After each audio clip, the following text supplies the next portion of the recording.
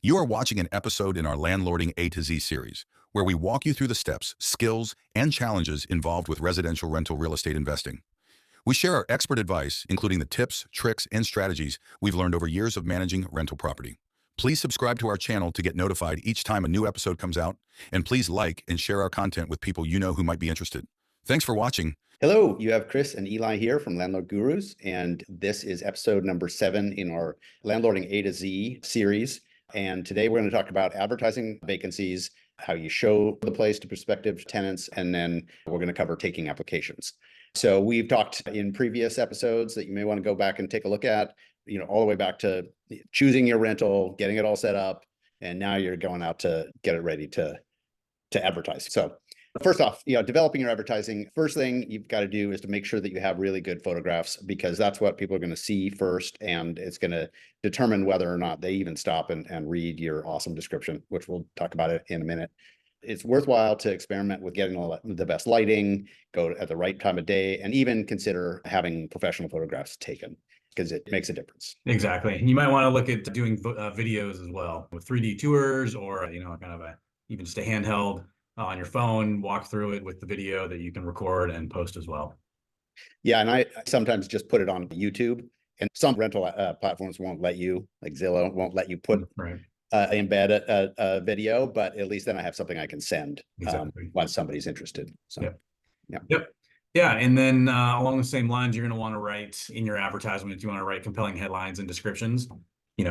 Well, oftentimes it'll be what the property is, or how many bedrooms, or something compelling, and you might want to emphasize features that stand out, that might be unique, whether that's a dishwasher or laundry or storage or location, parking, things like that. Or a cool style, cool architecture, or, play it up, give it some feel. Exactly.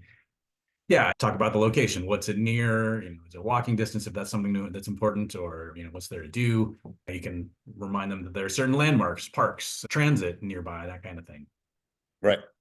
And it's also very valuable, I think, to make it feel personal and give people a sense for what their life would be like if they lived there. So, updated vintage building is one that I use, or central to the such and such neighborhood. Those are some examples that give it some color in people's minds. Right, exactly. And along the same lines, give examples of activities or features nearby. Like, in one of my places, there's a community center across the street. So, there's places where they can go play tennis or basketball or whatever, right across the street. Yeah. Close to the zoo or the lake, or that type of thing. I also always mention that this is a family-run property, and I've mentioned this in videos in the past, but I find that people like the idea that they're going to get to know who they're going to be dealing with. Hopefully I make a good impression, but that a lot of people unfortunately don't have great experiences with property management companies. So saying, hey, this is family operated, implying, that you're going to take care of them. Yeah, and when they need something, they're going to contact me directly. I'm going to answer the phone, not some answering service or, an assistant or whoever else, right? Yeah. And I also mentioned that I have long-term stable renters in the building, that their neighbors stay there, for several years at a time on average, and that they're conscientious and quiet building, that type of thing. Yeah, exactly. That's a good, feature to emphasize as well. Yeah, for sure. Yeah.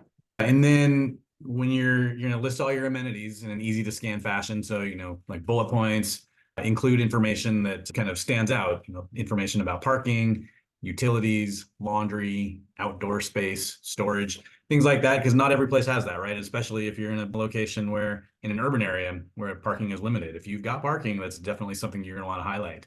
Talk about what utilities are or are not included, whether there's in-unit laundry or shared laundry, or even if there's no laundry, I guess. But play up the fact that if there are unique amenities, outdoor space, playgrounds, things like that.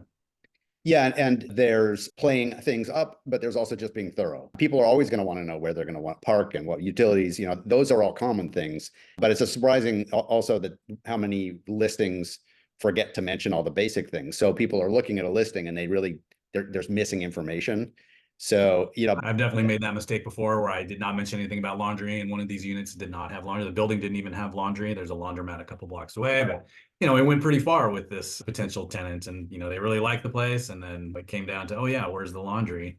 And it was like, unfortunately, there's not one in the building, and that was sort of a deal breaker for them. And so, had that been in the original advertisement, we could have all saved ourselves quite a bit of time. Yeah. Yeah. And then, the last episode in this series, we covered setting your rental terms. So it's really important to get all those down in your listing as well. So things like how much is the rent? What's the lease term? Is it month to month or 6 months or a year? And then also things like pet policy, what the deposits and fees are. And again, touching again on utilities. Those are all fundamental things that people are going to need to know. So you may as well get them out there and right up front in the listing. Exactly. And along the same lines, again, think about if you have to disclose what your rental criteria selection checklist is, that's something you might need to include as well, depending on where you are. Right. Which is that is, for those who haven't already watched that video, that's a list of criteria that tells people what they have to meet to be accepted. Yeah, and exactly. It's good practice. We just did a video on it, but it's also required that it be disclosed in some places now. Yep, exactly. Yeah, so then you've got all of this, and then it's time to list, to post your listing. Where are you going to do that? Nowadays, obviously most of that is done online. Places like Zillow, Craigslist, Zumper, PadMapper, Apartments.com, Facebook Marketplace. There's a whole bunch. And we get the question all the time, like, which one is best or which one should you choose to list on? And it's sort of, the answer is, it depends. And it's usually like, yes, all of them, or as many as that makes sense.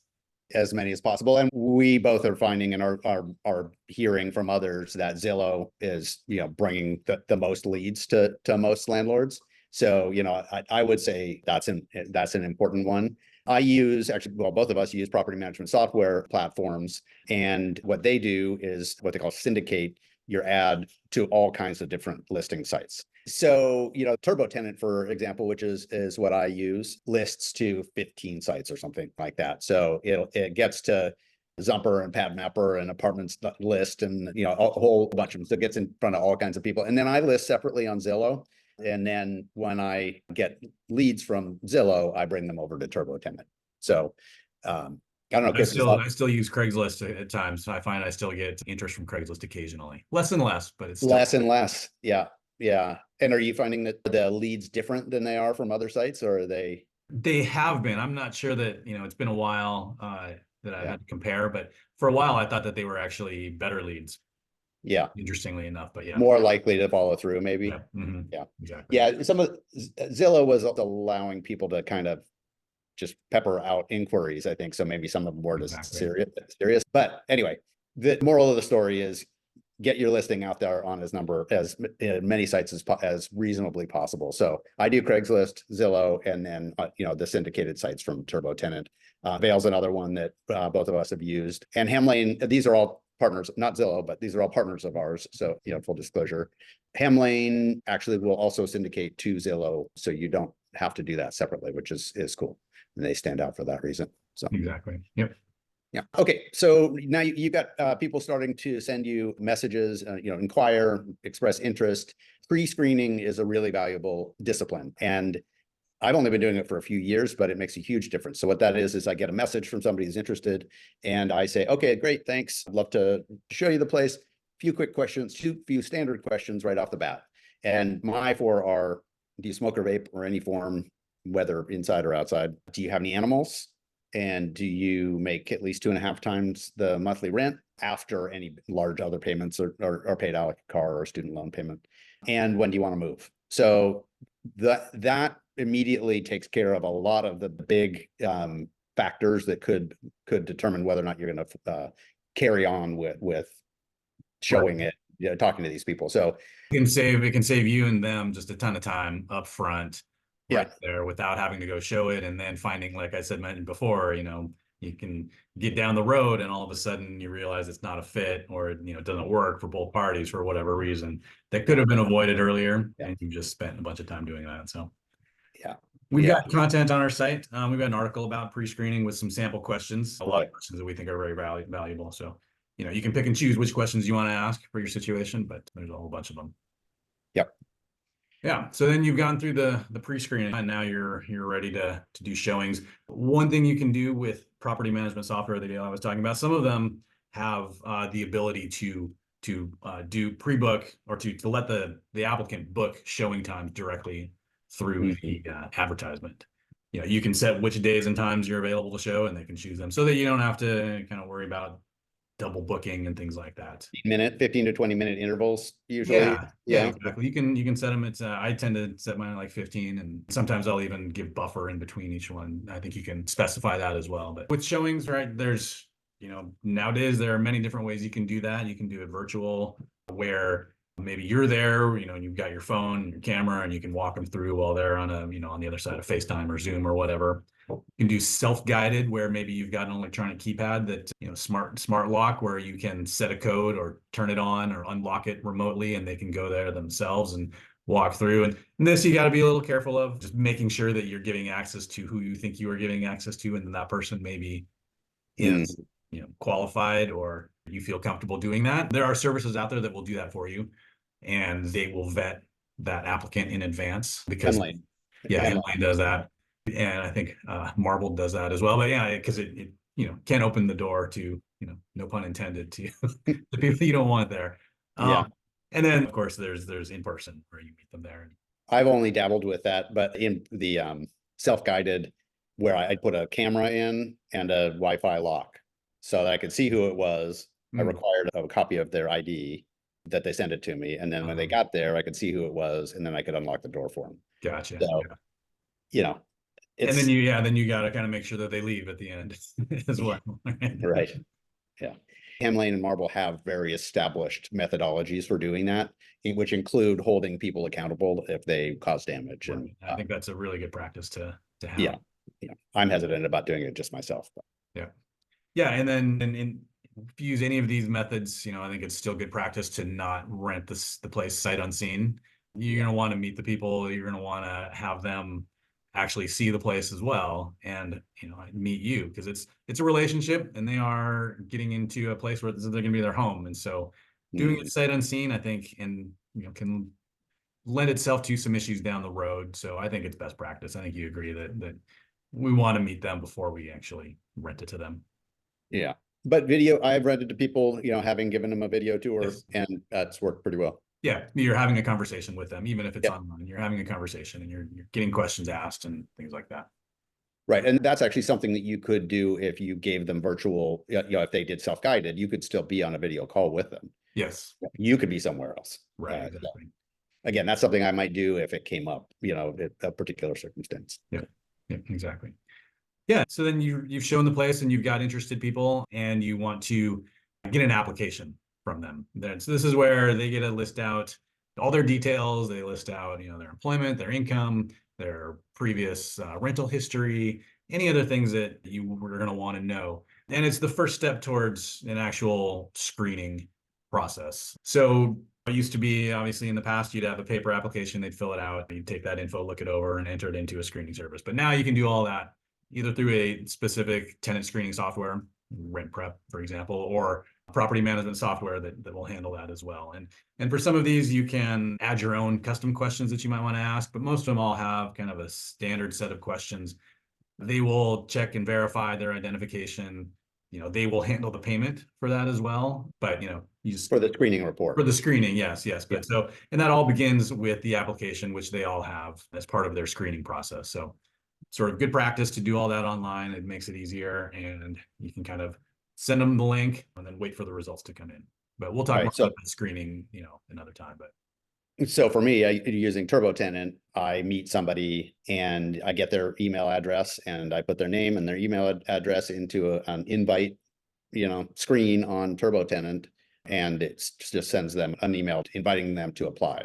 And from there, provided that the person does apply, I get a complete application with my custom questions if I want, and completed screening reports, which that applicant is paid for. So that is credit report. We can't look at criminal records here in Seattle, but in places that it's allowed, you can. Evictions, judgments and liens. Oh, and there's identification verification, including they're required to upload a photo of their ID and also some documentation of their income. Exactly. Yeah. I use Apply Connect for most of mine, and it's very similar. You kind of have the same process, same flow. Okay, so just kind of our takeaways from this section. So when you are creating your advertising, making a really complete and thorough ad, is valuable, both because it's attractive and it brings interested parties to you if you've written something that's compelling and detailed and easy to follow. But it also saves you time by making it clear what this property is about. So people you don't go down the road with them without, a fairly complete understanding of what the property's like, what you're looking for, what the terms of the rental are. You can take care of all that stuff up front and be pretty clear.